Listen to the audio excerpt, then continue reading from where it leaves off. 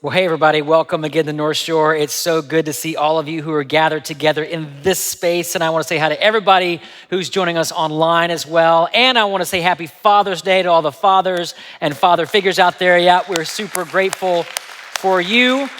And I want to say congrats to all of the graduates from the past week or two. There's a bunch of you out. So there may be some family in town, some celebrating happening. What a milestone. And we're praying and cheering for you as God calls you into this next chapter of life, whatever that may be.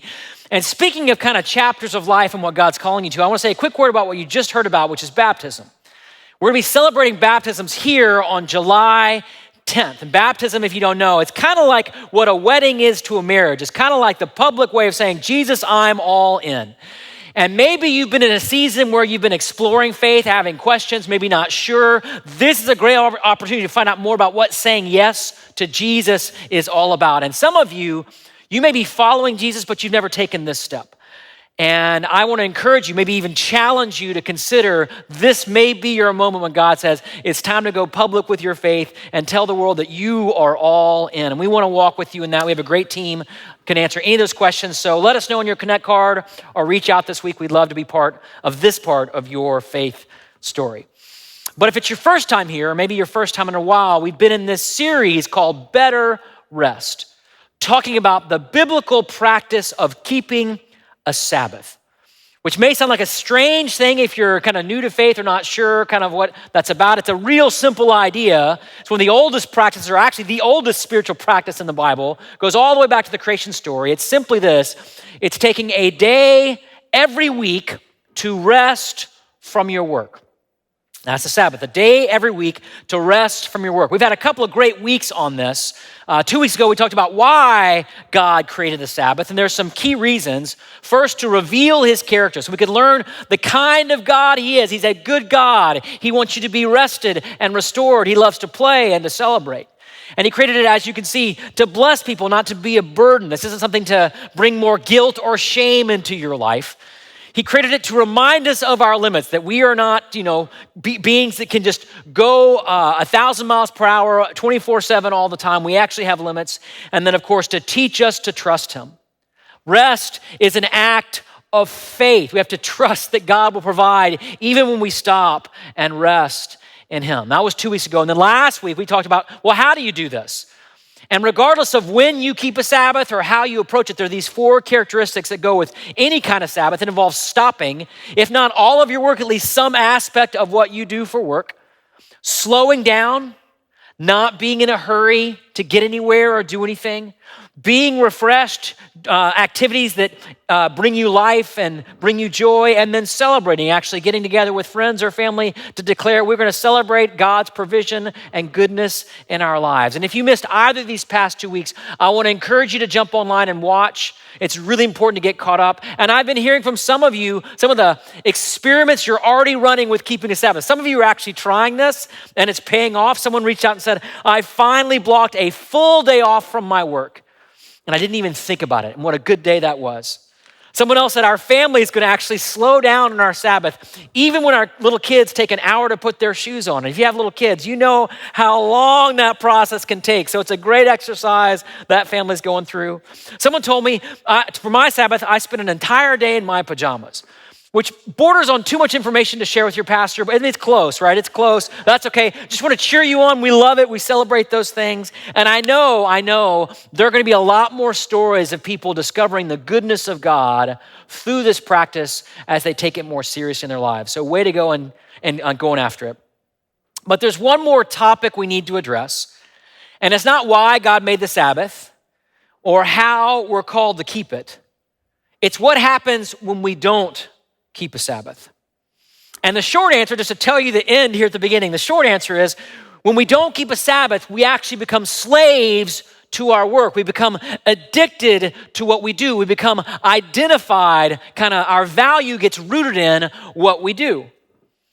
And that has all kinds of consequences, not just personally for our life or lifestyle, but for the world we live in, the systems we create. We build systems, organizations, even entire economies and societies that keep people in bondage to their work. Back in the 1970s, there was a report that was released or published by the Japanese Association for Industrial Health. And it was a report that included a number of stories that pointed to this disturbing new trend that was happening in the workforce in Japan. One example of one of those stories was this. It was a story of a man who worked in a food processing company. And he was averaging per week 110 hours of work every week that he worked. So that's almost 16 hours a day at the office every day he worked until he died of a heart attack at his workstation. He was 34 years old. Here's another story from that same report. There was a man who worked at a printing company who died of a stroke while working over 4,300 hours a year. If you don't do the math on that one, that's basically 12 hours a day for 365 days in a row he was working. And the report included literally hundreds of cases like this, people dying at work or taking their life at work after working crazy hours under intense stress and pressure with little to no rest.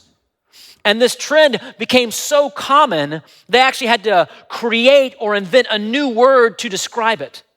They called it karoshi, which literally means overwork death or death by work, which is a great way to describe, I think, the state of work in our world today. If not literally, it's that way spiritually, relationally, psychologically. There is another epidemic happening in our world that is death by work.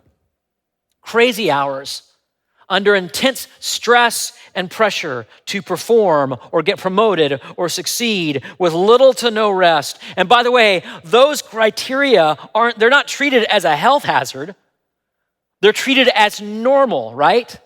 Or just what you have to do to get ahead, or just paying your dues at the office. And by the way, I've seen personally this kind of work life up close and personal in my own life. After I graduated from college and before I got into ministry, I had a season of what some people would call having a real job. Now, I believe that being a pastor is a real job, but for those of you who don't, I spent a season after college working in a number of different kind of work environments. In fact, kind of side story, my very first job out of college, I was working, moving furniture in an antique furniture store.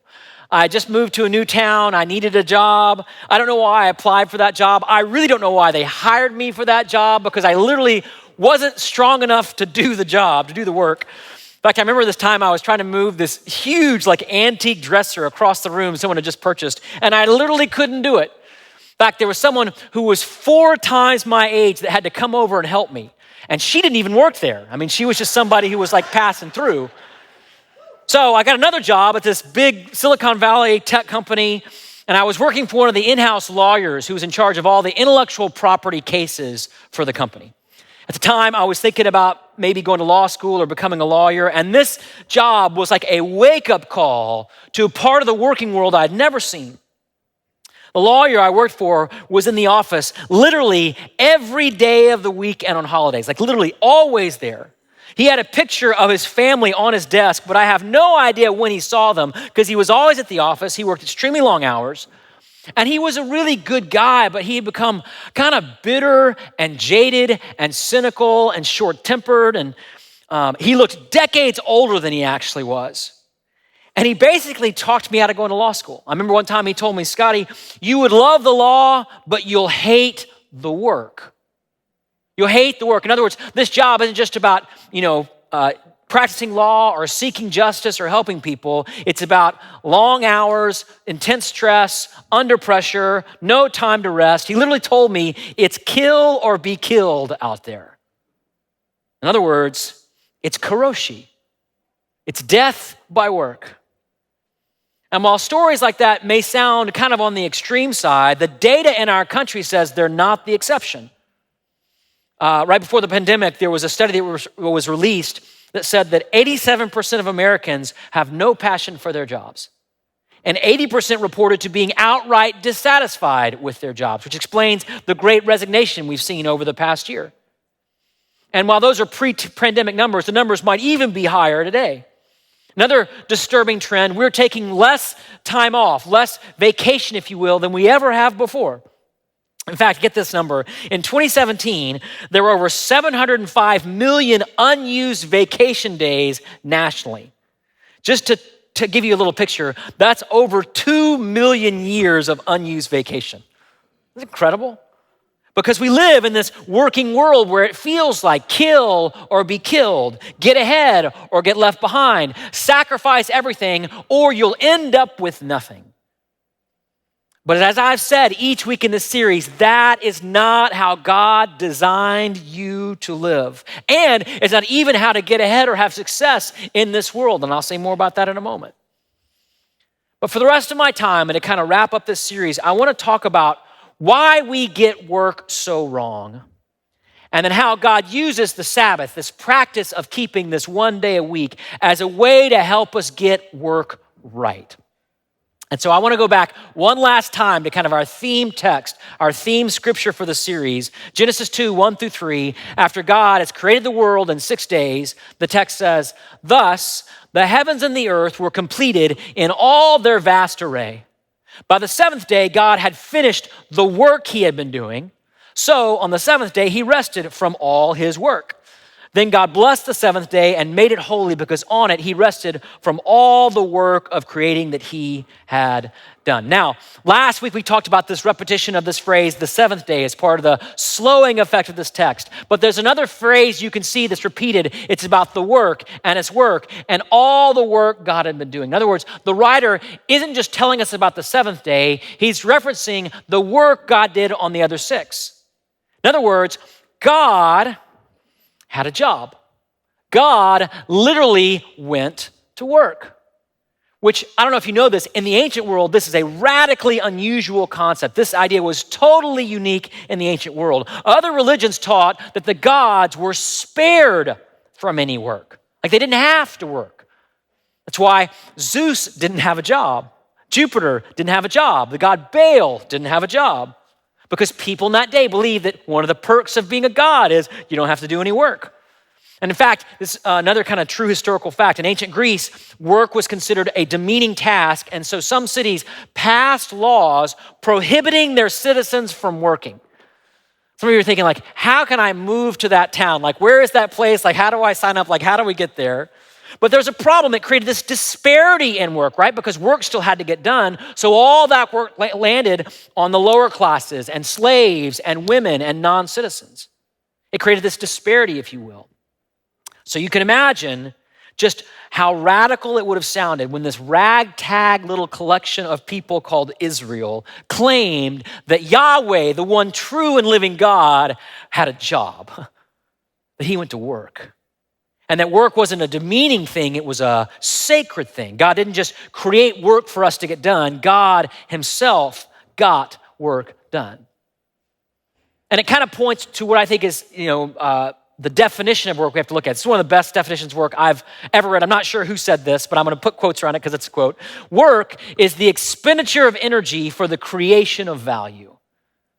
In other words, it's not just what you do for a living and what you get a paycheck for. Work is the expenditure of energy for the creation of value. It's anything that you do that takes effort that produces good in the world. And of course, you see this over and over in the creation story, those 6 days of creating that God does. God speaks light into darkness. God brings order out of chaos. And every day of creation is good. It's good. It's good. God is producing good all over the place. And he doesn't just give like the bare minimum. He like puts his all into it. He goes out of his way to be creative by filling the world with every form of life. Giraffes and redwood trees and humpback whales, each one with like a unique purpose in creation. We have a dog named Bailey, and our dog just loves to run and play and give joy to people. It's clearly the purpose of a dog is to run and play and give joy to other people. Cats don't run and play because they're too busy plotting to kill you. But that's their purpose. Like that's how God made them to be. It's a surprising part of the creation story. But the story gets even better when God creates the first human beings. We were given this unique task, something different from every other part of creation. We're called to work, not for God, but with him. Look at Genesis 2 again. The text says, the Lord God took the man, put him in the Garden of Eden, not to rest or relax or just kick back, but to work it, to bring good, to spend his energy and effort producing good and value and things that are sacred in the world and take care of that creation that God had made. Work isn't a penalty or a punishment or a consequence of our sin. It's a sacred and God-given part of life. But then, if you know the story, something went terribly, terribly wrong.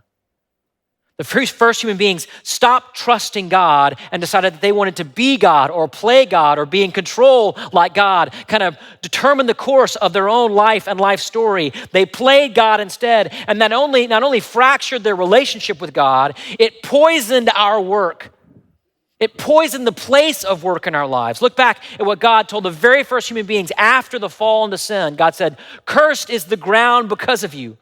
Through painful toil, you will eat food from it all the days of your life. It will produce thorns and thistles for you, and you will eat the plants of the field. By the sweat of your brow, you will eat your food until you return to the ground."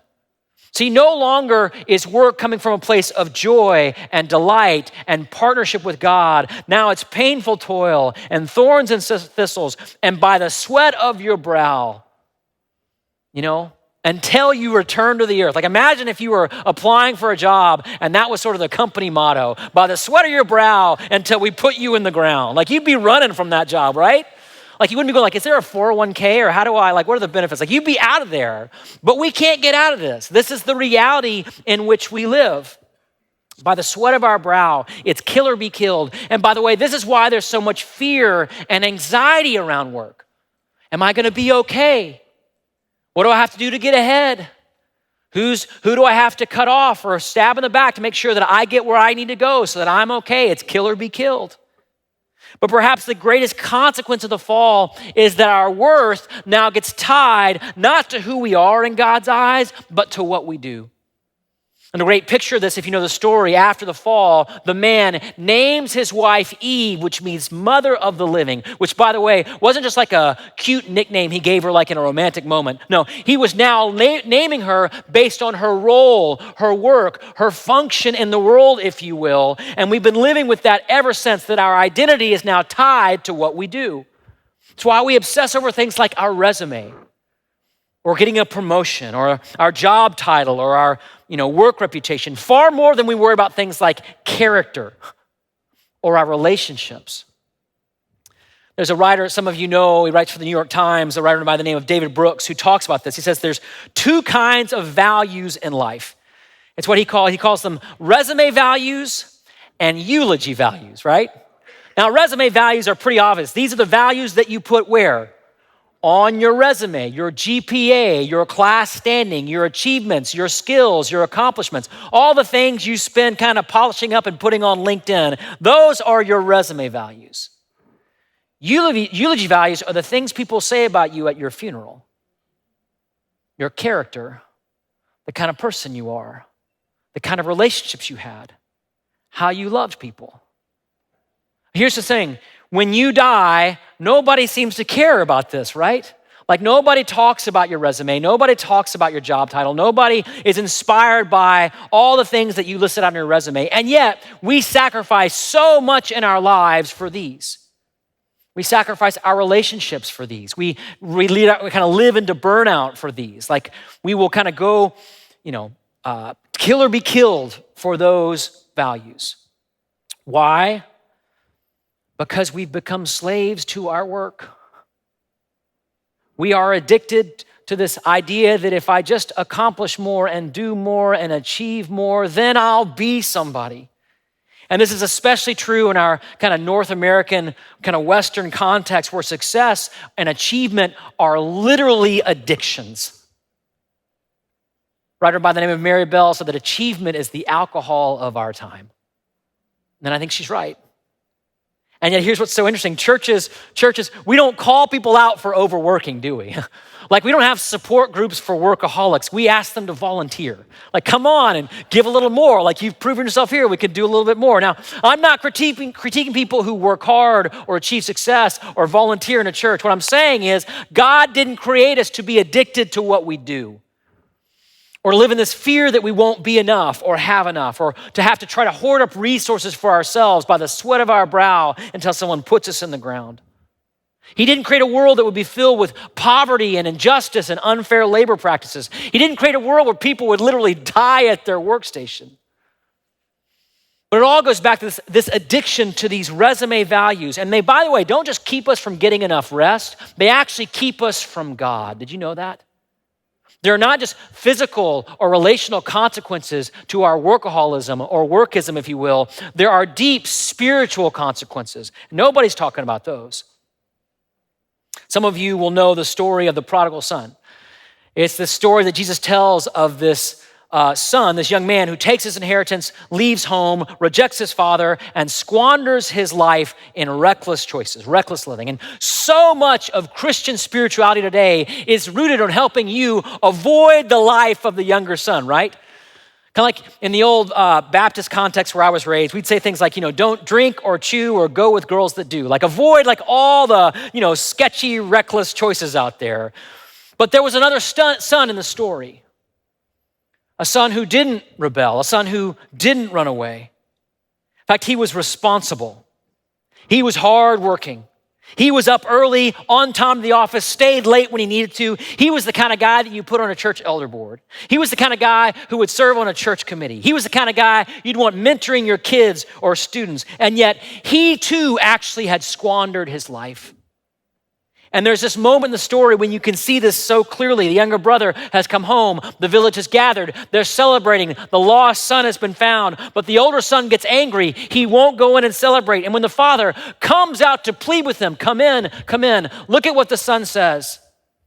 I want you to hear these words. The son looks at his father and says, all these years I've been what? Slaving for you.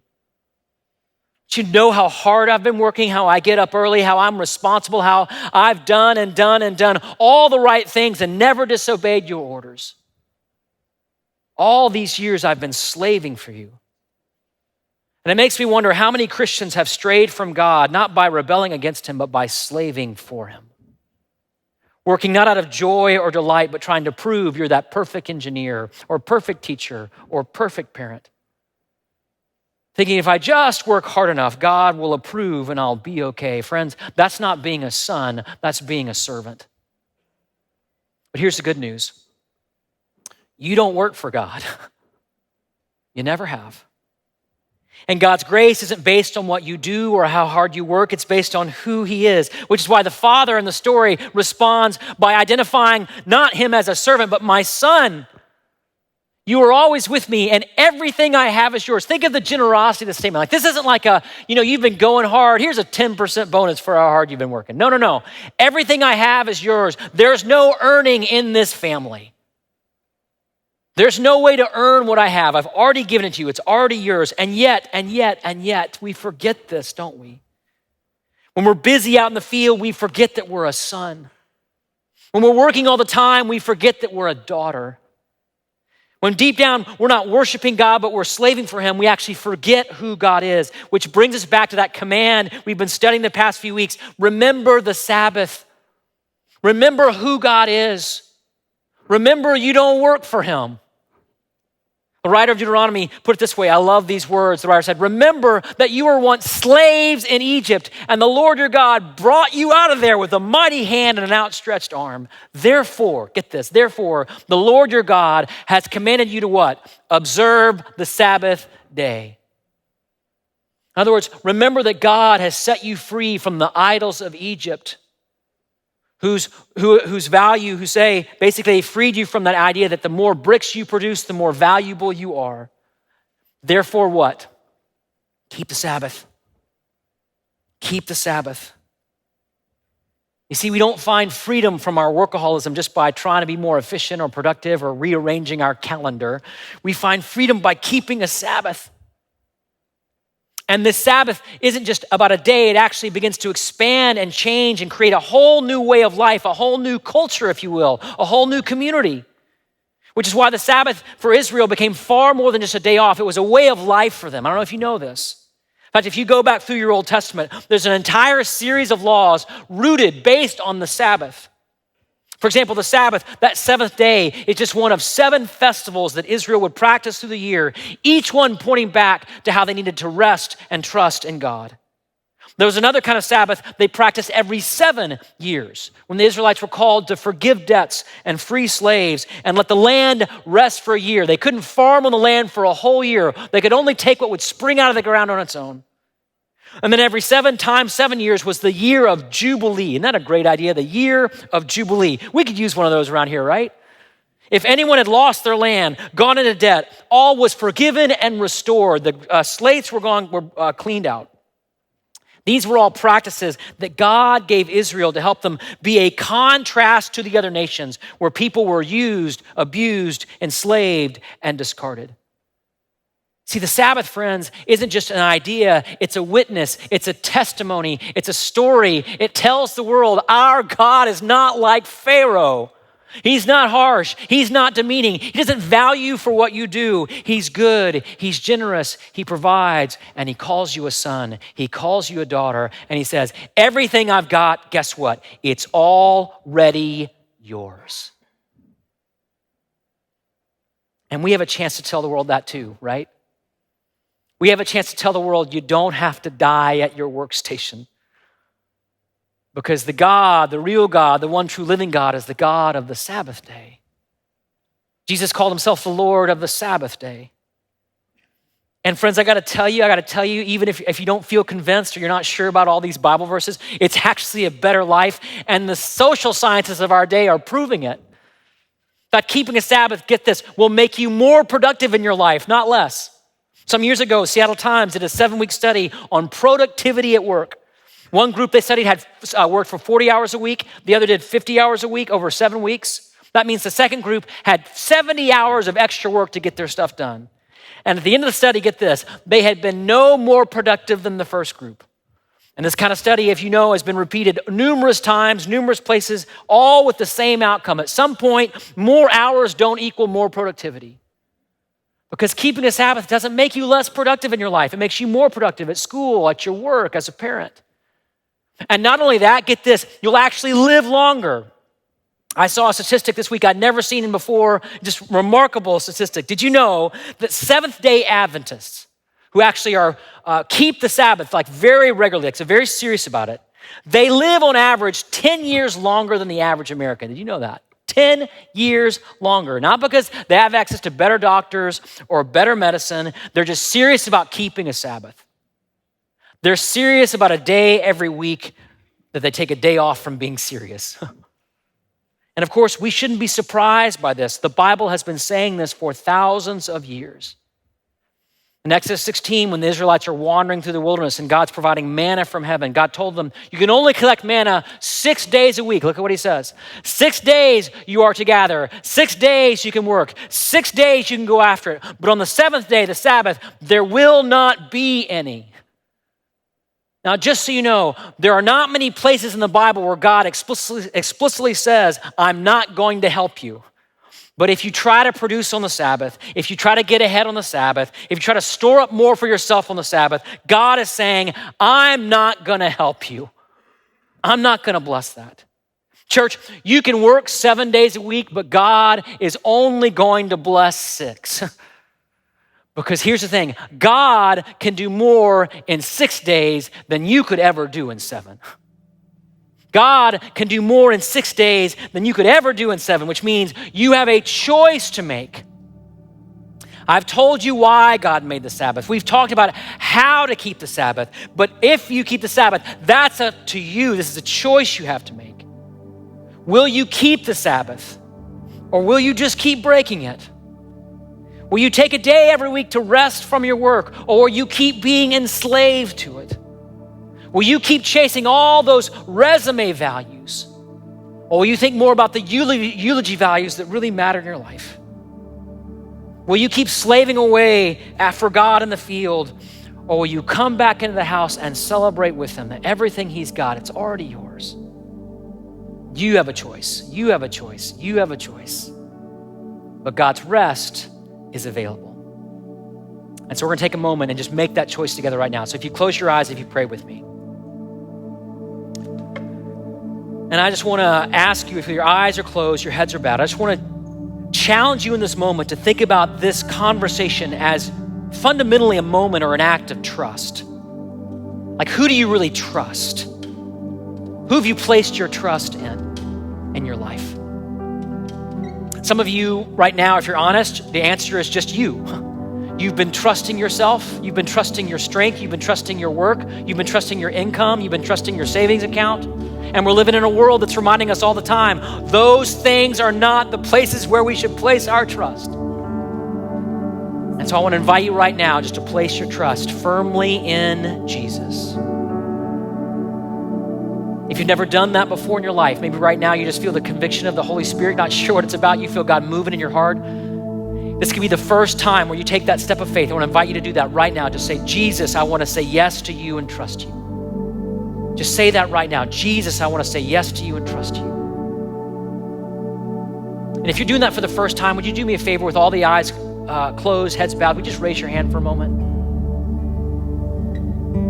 Thank you. I see that hand. Thank you. I see that. Thanks. Amen. Yes, Jesus. And now for the rest of you, I just want to invite you to think about all that's on your plate, all you've got to do, all the ways you try to put it all together. And Jesus is inviting you right now to trust him. Trust him. You can take a step of faith right now and say yes to trusting Jesus. Maybe for the first time in a long time. Jesus, we want to say yes to you. Yes to you. Yes to you. Hey, thanks so much for watching. Please be sure and subscribe to our YouTube channel for more content. Yep, and click right here for more content we think you might like. Seriously. Click it. Do it right now. Show them again, Kiki.